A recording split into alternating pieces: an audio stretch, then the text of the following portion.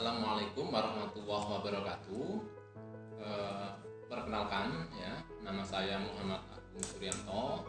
Saya penempuh mata kuliah kewirausahaan ya di Prodi Manajemen kelas A, B, baik pagi dan sore. Baik, pertama-tama setelah tadi saya mengenalkan diri saya, teman-teman kan sudah mengetahui profil saya ya. Jadi nanti nomor handphone saya ya di 0813 10 989 187 ya. Saya ulang 0813 10 989 187. Nanti korespondensi via email juga bisa di caagung@yahoo caagung@umg.ac.id.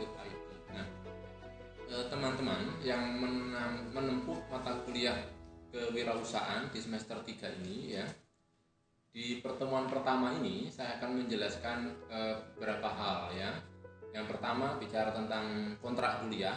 Karena kuliah kita masih daring online, maka nanti di fitur atau di platform spada.umg.ac.id yang bisa teman-teman nanti lihat, saya kasih link URL-nya YouTube ini nanti di Spada, teman-teman bisa lihat ya. Nanti di dalam sana akan saya di Spadanya ya, saya akan upload terkait pokok bahasan atau RPS ya, rencana pembelajaran mata kuliah kewirausahaan ya. Berikutnya terkait kontrak kuliah. Nanti karena saya bilang tadi online ya, karena daring, syukur alhamdulillah nanti misalkan bisa offline, maka kita mulai perkuliahan sesuai jadwal ya, sesuai jadwal yang ada. Dan kalau yang pagi jam berapa itu ya? Ada jam 7 kita mulai toleransi, nggak apa-apa lah, sekitar 30 menit ya paling lama untuk login di Spada. Nah, kira-kira penilaiannya apa saja? Penilaian adalah ada tugas individu, ada tugas kelompok. Nanti karena selain saya akan menjelaskan di 2 sesi awal hari ini dan pertemuan kedua, maka berikutnya ada 12 sesi yang teman-teman kebagian presentasi ya terkait pokok bahasan yang kita pelajari di mata kuliah kewirausahaan ya. Nanti jadi tugasnya minggu depan paling lambat teman-teman harus sudah terbagi ke dalam 12 kelompok. Oke, clear ya? Minggu depan terbagi menjadi 12 kelompok ya. Di pertemuan pertama dan kedua saya akan memandu, pertemuan 3 dan seterusnya nanti dibagi menjadi 12 kelompok. Masing-masing kelompok berapa Pak? Nah, masing-masing kelompok nanti disesuaikan dengan kelasnya masing-masing ya, tinggal dibagi sendiri. Baik, teman-teman, mata kuliah kewirausahaan ini berapa hal yang menjadi pokok bahasanya adalah pertama, wirausaha dalam tinjauan Islam ya. Jadi wirausaha kira-kira dalam agama yang mayoritas muslim kan ya, kira-kira dalam Islam itu gimana sih pandangan wirausaha ya. Jadi sebenarnya di agama kita Nabi Muhammad itu adalah sosok figur yang juga menjadi seorang pengusaha. Anda ingat sejarah Nabi Muhammad kan? Beliau kan menjadi pedagang ya, pernah berdagang sampai ke negeri Sam ya sama pamannya ya. Itu artinya salah satu profesi pengusaha kan menjadi pedagang. Dalam agama kita Islam itu tangan di atas lebih baik daripada tangan di bawah ya. Selain itu Anda mungkin sering mendengar di pengajian ya, ceramah agama atau di mata kuliah AIK. Artinya di sana ada pahala yang tidak akan putus mengalir meskipun yang bersangkutan meninggal. Ingat kan apa itu? Yang pertama doa anak yang soleh, ilmu yang bermanfaat, dan amal jariah. Nah, untuk melakukan amal jariah itu kan jelas butuh rezeki ya, butuh uang. Otomatis kita harus salah satu pilihannya adalah menjadi wirausaha. Sebagaimana visi kampus kita Universitas Muhammadiyah Gresik ini menjadi unggul, mandiri, dan islami, maka mandiri itu diturunkan menjadi pentingnya kita punya usaha sendiri ya, tidak menjadi pegawai ya, tidak hanya kita berpikir menjadi karyawan. Apalagi saat ini Anda bisa merasakan, kita semua merasakan ya, banyaknya PHK yang dilakukan perusahaan karena pandemi Covid ini, ya kan? Artinya apa? Jadi karyawan sekarang juga tidak mudah, ya. Otomatis ketika orang bilang menjadi pengusaha itu sulit, menjadi karyawan juga tidak mudah sekarang. Nah, ketika saya dulu kuliah S1 ya, mata kuliah kewirausahaan ini menjadi mata kuliah nggak wajib, masih pilihan. Tapi dalam era 5 tahun terakhir ini saya lihat hampir semua kampus, hampir semua prodi mewajibkan mahasiswanya menempuh mata kuliah kewirausahaan. Bahkan sekarang di SMK itu ada juga mata kuliah kewirausahaan. Ini artinya apa? Artinya profesi menjadi pengusaha itu juga wajib dan layak dipertimbangkan bagi teman-teman.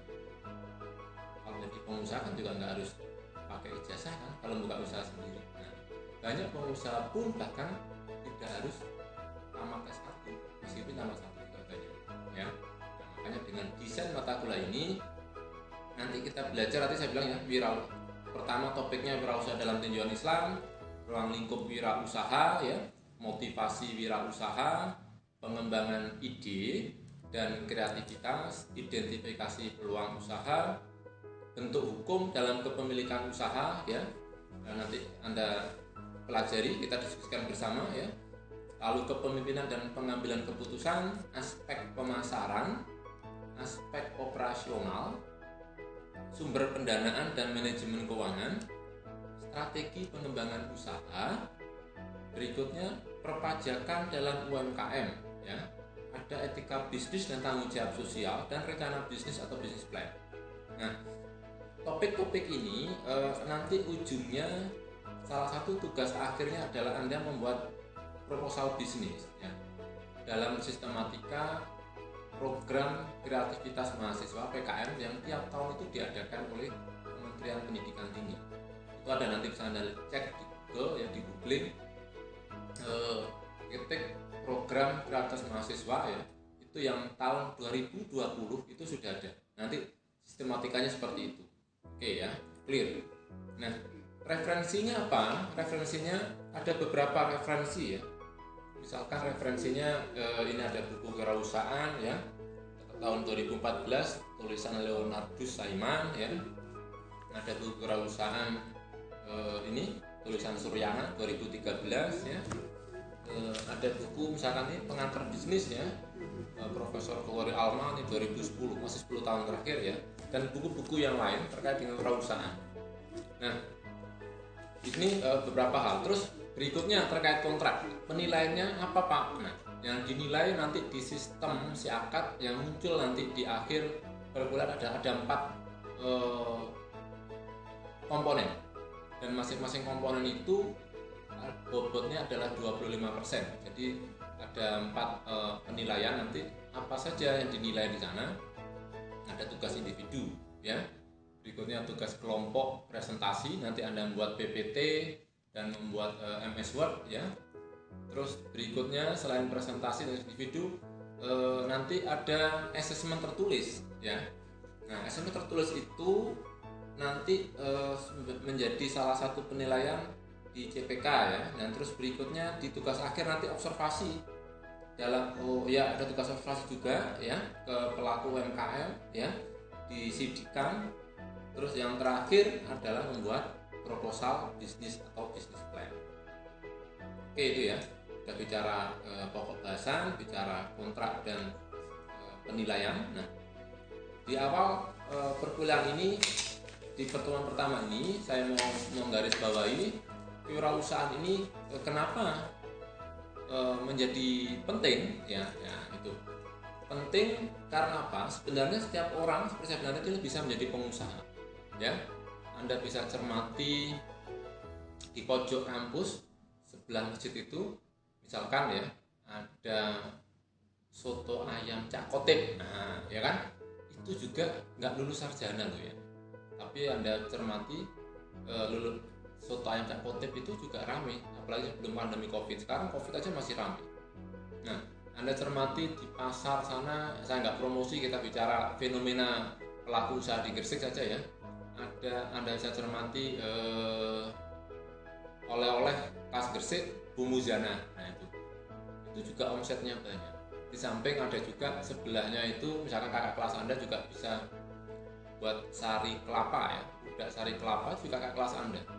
Nah artinya apa? Itu menjadi pelaku usaha ya, itu juga penghasilannya tidak sedikit loh ya. Beberapa waktu yang lalu kakak kelas Anda pernah observasi di tanggal merah weekend sebelum pandemi ya, itu omsetnya sehari bisa 10 juta ya, 10 juta. Anda bayangkan kalau dia buka selama sebulan itu bisa 300 juta ya kan, rata-rata anggap aja mungkin nggak 10 juta lah, itu kan kalau tanggal merah dan weekend. Anggap aja dia dapat 2 juta saja ya, kalau sebulan itu 30 hari dia buka itu 60 juta. 60 juta keuntungan bisnis makanan, minuman kalau buat sendiri itu bisa 100%. Jadi misalkan biayanya itu 30 juta, maka keuntungannya juga 30 juta. Nah, itu jauh lebih tinggi daripada memang jadi PNS. Nah, gaji PNS itu berapa sih gitu, nah, atau jadi karyawan. Nah, itu ya. Artinya apakah menjadi pengusaha langsung melihatnya sebesar Bumuzana, terus misalkan ada soto ayam Kak Kotip atau bakso Giman atau bakso depannya sebelahnya itu agak jauh sedikit, bakso kaki sapi ya, itu ada Mas Latif, itu juga alumni manajemen. Itu apakah langsung besar seperti hari ini? Nah tentu saja tidak, ada prosesnya. Mereka juga dulu nggak langsung besar, nggak kun fayakun langsung besar, ada proses. Artinya berwirausaha itu kalau keluarga kita, orang tua kita tidak punya bisnis, otomatis kita memang harus memulainya dari awal, dari nol. Nah itu memang harus berkeringat, bahkan berdarah-darah. Nah itu ya, itu perjuangannya yang berat. Nah oleh sebab itu teman-teman, di satu semester ini kita akan belajar berdiskusi ya, topik-topik kewirausahaan dan apa saja yang akan perlu dipersiapkan.